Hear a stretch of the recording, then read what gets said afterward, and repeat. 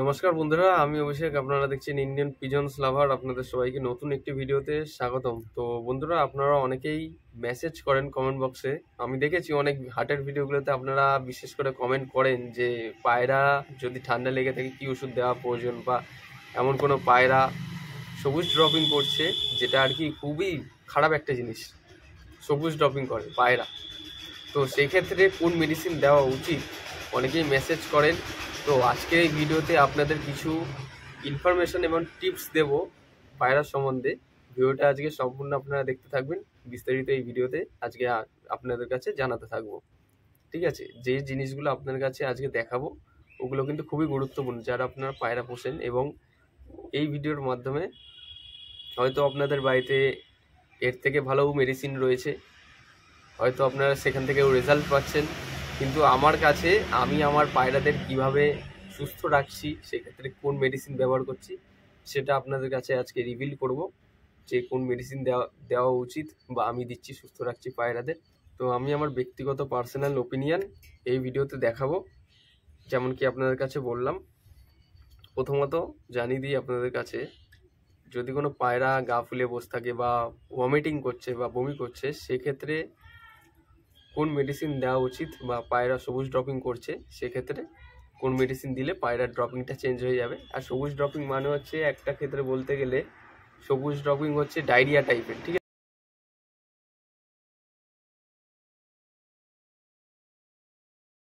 পায়রা ডায়রিয়া নামক এমন অসুখ হলে সবুজ ড্রপিং করে। একদম সবুজ, সবুজ কিরকম হয়, একদম কালো টাইপের সবুজ, মানে সবুজ কালার বেরোবে কিন্তু কালো। ঠিক আছে, পুরো কালো সবুজ, পুরো একদম।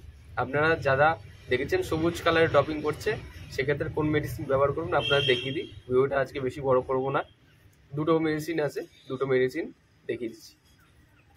একটা হচ্ছে ল্যাকটিক অ্যাসিড, এই ওষুধটা দেখুন আপনারা, এই যে ভিজিল্যাক কোম্পানির ল্যাকটিক অ্যাসিড।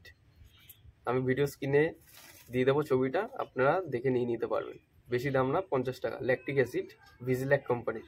ঠিক আছে, এই ওষুধটা আপনারা যে কোনো ফার্মাসিউটিক্যাল দোকানে পেয়ে যাবেন, দেখে নিন ভালো করে এই ওষুধটা। আর হচ্ছে ইলেকট্রল পাউডার।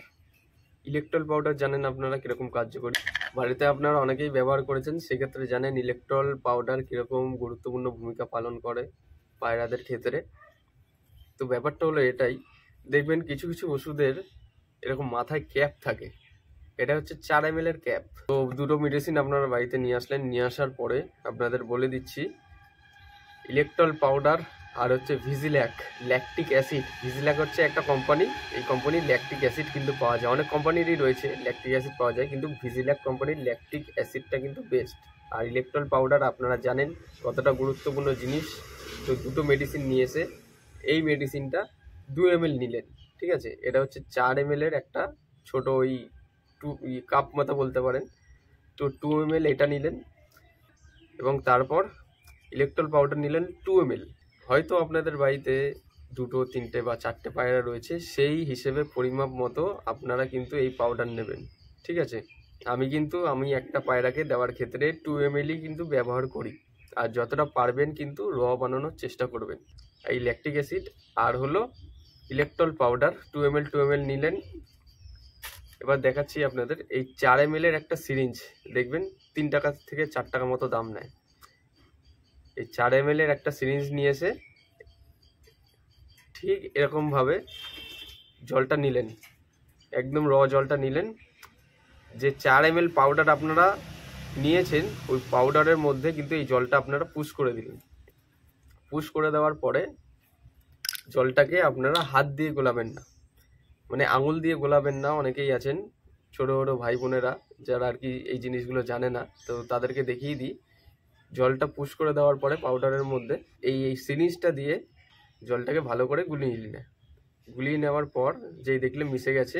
আর আপনারা সবসময় মনে রাখবেন যে পায়রার এরকম সবুজ ড্রপিং হচ্ছে বা গা ঝিমাচ্ছে, সব পায়রার সঙ্গে মিশাবেন না, আলাদা করে রাখবেন। আলাদা করে রেখে সেই পায়রাটিকে ট্রিটমেন্ট দেবেন। তো এখন আপনারা নিয়ে নিলেন, গোলানোর পরে নিয়ে খালি পেটে, সকালবেলায় খালি পেটে পায়রাটিকে আপনারা এই 4 ml জল খাইয়ে দিলেন খালি পেটে।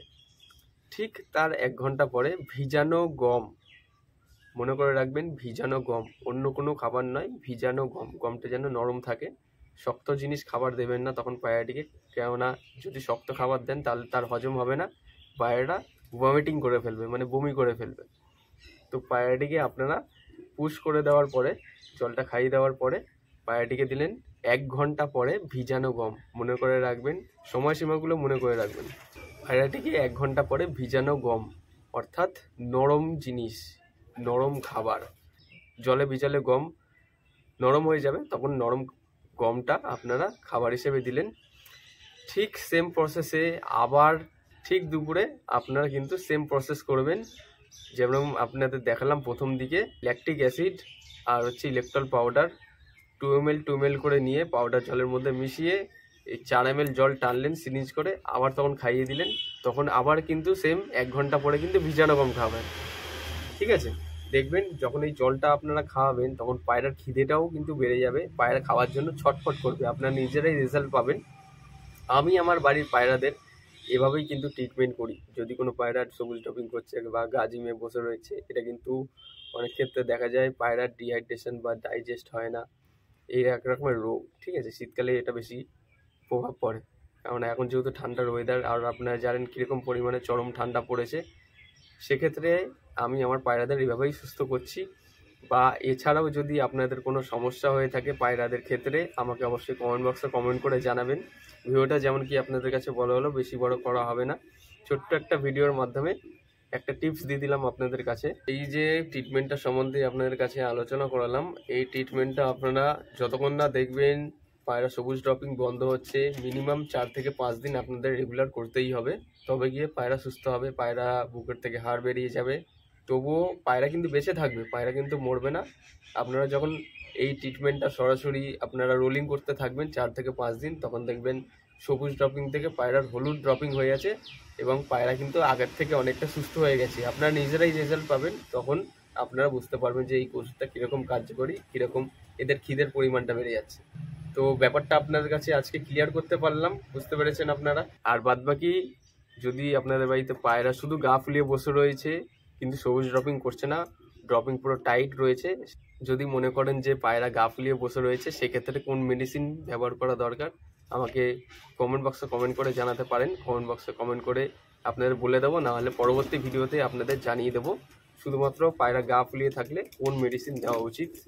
তো বন্ধুরা, ভিডিওটা আজকে এত অবধি রাখছি, ছোট্ট একটা ভিডিওর মাধ্যমে আপনাদের কাছে পায়রা সম্বন্ধে একটা ইনফরমেশন বা টিপস দেওয়ার চেষ্টা করলাম, আর জানিয়ে দিলাম ভিজিল্যাক কোম্পানির ল্যাকটিক অ্যাসিড আর হচ্ছে ইলেকট্রল পাউডার, এই দুটো জিনিস কিন্তু খুবই সুন্দর।